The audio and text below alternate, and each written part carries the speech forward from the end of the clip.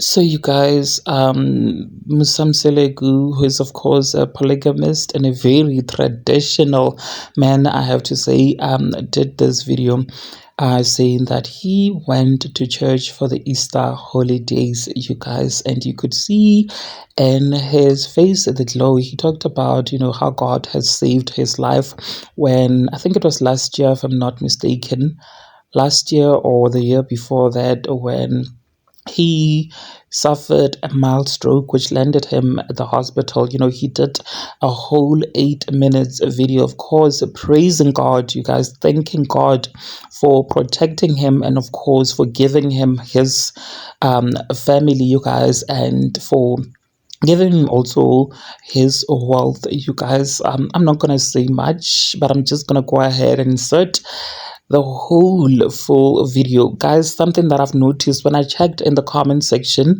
people were saying that just because they know him as a traditional man, a man who has been very much open about him being, of course, believing in traditional things like ubungoma, etc., and now he's talking about God, thanking God. They're saying, does this mean that maybe you you know you have like found God? Maybe you are repenting from the life that you lived, from your ways, from your traditional ways. You have repented. Now you're going to become a full-time Christian. Of course, he didn't respond, guys. So let me just insert that full video. Please do engage your thoughts with me in the comment section down below. Sanibonani, people of Umzansi.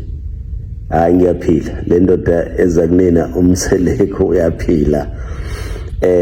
Ngizobonga futhi, uyazi kule unyaka odlule noma ngalwanyaka ngathinteka kakhulu emzimbeni, ngigula, ngingaphilile. And ngiyambonga uNkulunkulu ngokuthi angihambele nami, angangiphilisi.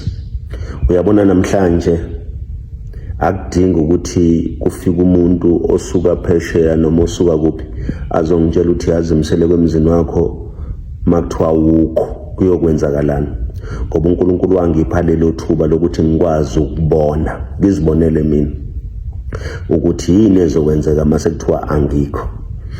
Mhlawumbe abanye abantu enibaziyo esikakhulukazi laba abangiganile bayofika, mhlawumbe ngeke bafike futhi abanye.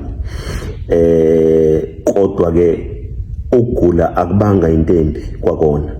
uNkulunkulu wasilekelela kakhulu ukuthi sikwazi ukubona izinto ezijulile lezi esisazibona namanje. Namhlanje njoba kuyisonto kade kuyiphasika, ngike ngaye esontweni. Yazi umfundisi washumayela into eyinkinga kakhulu lapho. Wathi uNkulunkulu uma kunika into akakwenza umnikazi wayo, so akakunikezi ownership, uyakunikeza nje into ukuthi kubonakale ubukhulu bakhe. Ngabona ukuthi yazi lento ifana nalento enihlale nisho nina nithi uMseleko uyamanipulate, because uNkulunkulu akayifuni into angakunikezanga yona. Ukunikeza into.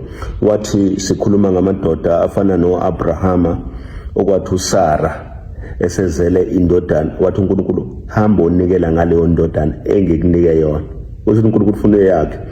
uHana wayekhala ehlekwa umnakwabo ethempelini, wayibuyisela kuyena uNkulunkulu indodana le kade emnikeze yona. uNkulunkulu ufuna indodana yakhe.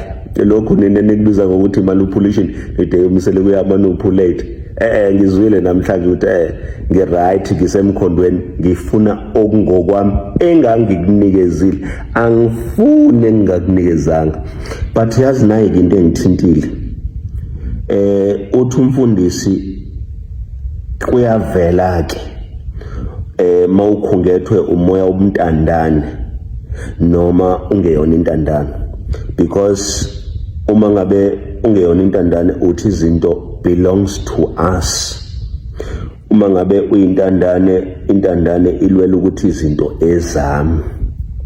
So ngenye indlela ke manje abantu kungenzeka bafune ukuthi izinto obukade uthi wena ezakho nabo bathi bona ezami lezo zinto.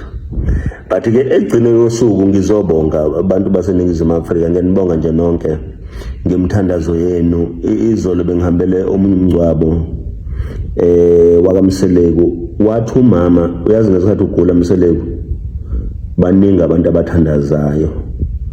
1, bethandaza ukuthi ungafi. Number 2, bethandazela ukuthi amakhosikazi angakushiyi, labo makhosikazi azongishiya manje. Number 3, bethandazela ukuthi engathi uhlelo lakho uthando lwesithembu likaqhubeka. Ngathi mina hawu kwakuthandaza abantu besifazane, hawu abantu besifazane engibaziyo ukuthi abangifuni. Kodwa yazi ke khona into esengiyibonile-ke nje enkulu kakhulu. Awakhuluma amadoda lapha ngami ko-Facebook nako-TikTok, umzele kunje. Hayi, ngiyanibongela bafowethu, niwasebenzise lawo mathuba. uFacebook nje basayedala amathuba omsebenzi eholela. Thina njengabantu bakaMseleku sonke siyanikeza icontent. Ithatheni leyo content ni-break it down, niyisebenzise, ngoba egcineni kosuku izofaka isinkwa emakhaya, izonenza futhi ukuthi nilale nidlile, because uma ngabe ningayiboni ithuba, cabanga we create content na, and iya trenda leyo content and inkulu kakhulu. Angisoze nganivimba noma ningathi lo muntu owenza amakhosikazi abakhona mubi, ngiyanginimangalele, ngiyabuka nje ngilalele. Uyazi kwi-inbox yami ya Instagram ngithola abantu bengi-inbox bangithuke ngithi kodwa labantu ngeke bayenze lento engiyenzile. Kukhona udadewethu nje lapha uThandiswa, ngicela ukumbonga kakhulu, umntakama ngiyakubonga, wathi ukhuluma wathi kumina ngeke ngize ngiqale ngikusole mntakama ngoba uvula indlela ehlane. Hayi, ngiyabona ukuthi ngampela indlela ehlane ngiyivulile. Bafowethu ngiyanicela, ishoni noma yini eniyithanda ukuyisho, lento nicabangayo nje, yazi kusho ngisho umuntu ongaganiwe akhulume ngami, nginabafazi ongaganiwe nonke kazaganwe akhulume khona manje ke khona bathi siyamhlula isithembu, kodwa nina nikaze nisibone isithembu siqala, nisibone sesisebenza isithembu, abafazi sebelapha. Anizange nibone kuqalwa kwakhiwa abafazi babekhona. So egcineni kosuku uNkulunkulu akabheki isiqalo, ubheka isiphetho. So siyibambe lapho. Umthandazo wami munye ukuthi engathi ngafika kumnikazi womuzi lo enivele lithi angimiyeka aphumule. Ngingamiyeka kanjani umuntu wayekhuluma nami engitshela ukuthi kuyoba nje kube nje. Angithi ngiyakubona manje phela isizathu esenza ngiluke ngikhulume njalo ngoFlow. uFlow wayengitshela ukuthi uma ngabe kufanele ube nalomuzi, uwena udinge ukuthi ubekezele. Makufanele ube nalomuzi, uwena udinge ukuthi uwondle. Waphinde wangichazela wathi ngeke uhambe uyoluka usebenza uyokondla uhleli la ekhaya. Namanje ngihleli kwakhe ngithi ngiyavula la kunuka isikhunta kumuzi wakhe, angazi ukuthi kuzothiwani. But egcineni osuku yazi ukuthi thina sicabanga ukuthi umuzi ungathi, yabona labantu labehleli khona kunuka kahle, kodwa emzini kaFlow kunuka isikhutha. Ilona ishwa ke la ngempela lelo. Isebenziseni ke le video, niyifake ku-TikTok, niyifake ku-Facebook, izonenzela imali. Sonke sibe nemali sijabule. Uyazi kuye kusho indoda lapha ngi-analyze ithi uMseleku urongo nje. Ngithi as long as uzohola makuphela inyanga, because uFacebook usenzele lo, sebenzisani le content. Ningayenzi iphutha lokuthi ningahlupheka kudliwa, ningalamba kudliwa. Hayi bafowethu, ngeke. Ngiyabonga kakhulu ukuthi ke ngigulile. Ukugula kungivezele izinto. Uyabona nje ngasuka umuntu la athi uzongibonisa uyadlala, mina ukugula kungibonisa izinto ezinkulu kakhulu.